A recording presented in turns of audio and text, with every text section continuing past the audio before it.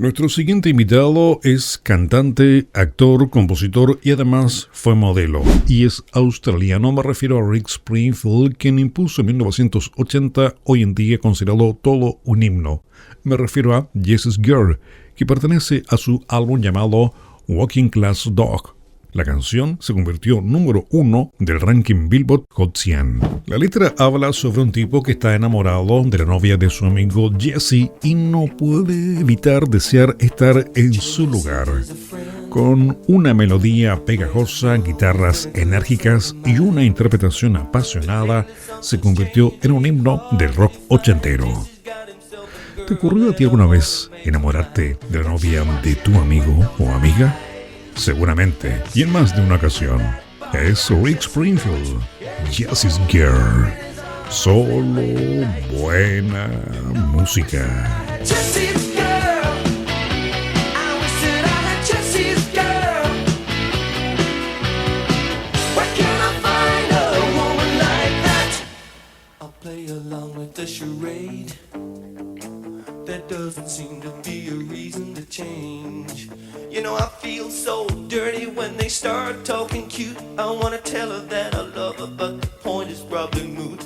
Cause she's watching him with those eyes, and she's loving him with that body, I just know it. And he's holding her in his arms late at night. You know I wish that I had Jesse's girl. I wish that I had Jesse's girl. Where can I find a woman like that, like Jesse's girl? I wish that I had Jesse's girl. Where can I find a woman?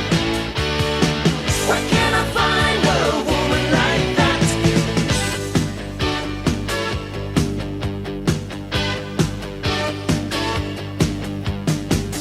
And I'm looking in the mirror all the time, wondering what she don't see in me.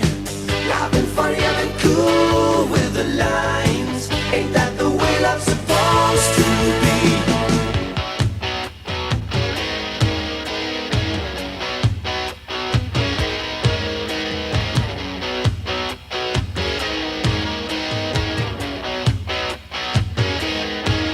Tell me, where can I find a woman like that?